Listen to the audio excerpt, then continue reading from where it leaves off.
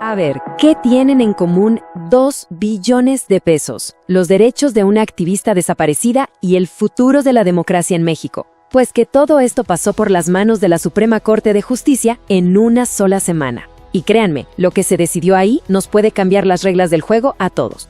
En solo unos poquitos días, el máximo tribunal del país se enfrentó a unos retos, monumentales. Así que vamos a desmenuzar qué fue lo que pasó y sobre todo, por qué estas decisiones importan y nos afectan en el día a día. Para entender la magnitud de lo que estaba sobre la mesa, primero tenemos que hablar de dinero. Y no de cualquier cifra, de muchísimo dinero. La agenda de la Corte esta semana estaba marcada por un número que es hasta difícil de imaginar. 2 billones de pesos.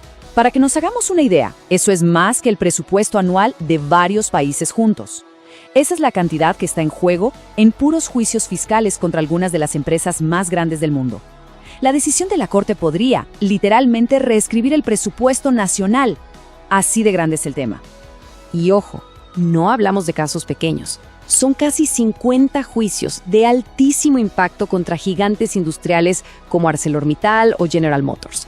Lo que se decide aquí no solo va a resolver estas broncas de ahora, sino que va a sentar las bases de cómo se cobrarán los impuestos en México por años. Es, sin duda, un antes y un después para las finanzas del país.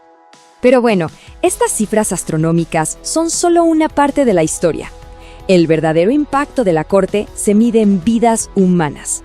Porque fíjense, en esta misma semana, mientras se discutían billones, también se estaba decidiendo el destino de personas de carne y hueso. Aquí es donde vemos el lado más humano de la ley, ¿saben?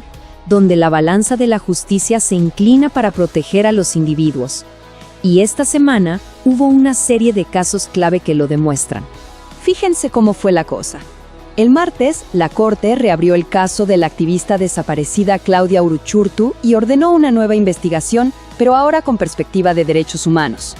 Luego, el miércoles, el foco se puso en la dignidad, con unas propuestas de ley muy importantes para personas con discapacidad.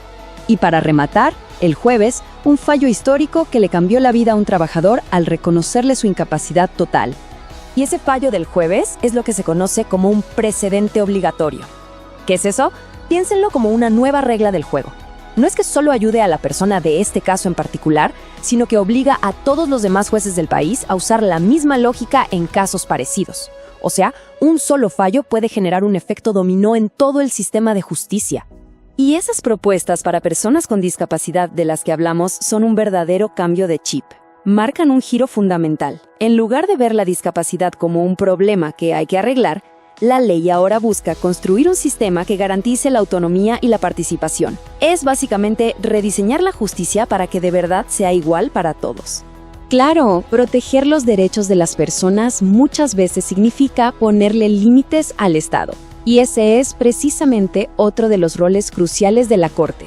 Ser como el árbitro que dice hasta dónde puede llegar el poder del gobierno. Este equilibrio es un baile súper delicado.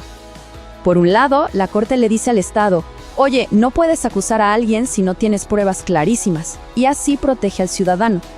Pero por otro lado, también le dice, sí puedes tomar medidas preventivas por seguridad, como suspender una licencia de armas mientras investigas a fondo. Es un juego constante de frenos y contrapesos para que el poder no se pase de la raya. Y finalmente salimos un momento del tribunal para meternos de lleno en la arena política. Porque lo que pasa en la Corte no se queda en la Corte, Tiene un eco directo en el futuro de nuestra democracia. Y aquí es donde la maquinaria como que se atora. Resulta que, justo esta semana, se hizo evidente que una reforma electoral súper importante, una que podría cambiar las reglas del juego político, está en un punto muerto. Las negociaciones nomás no avanzan. ¿Y cuál es el nudo del problema? Los famosos diputados plurinominales. Esos que llegan al Congreso por listas de partido y no por voto directo. Decidir cómo se reparten esos lugares es, en el fondo, decidir cómo se reparte el poder. Este estancamiento no es un simple trámite, es una lucha de poder que define qué tan bien nos representa el Congreso a todos. Así que así termina una semana que tuvo de todo: billones de pesos, derechos humanos y batallas políticas. Vimos a la justicia avanzar con paso firme en algunos temas, mientras que la política parece un poco atrapada. Y esto nos deja con una pregunta clave.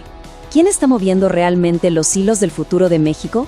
¿Son los jueces en el tribunal o los políticos en sus negociaciones? La respuesta, sin duda, definirá el rumbo del país.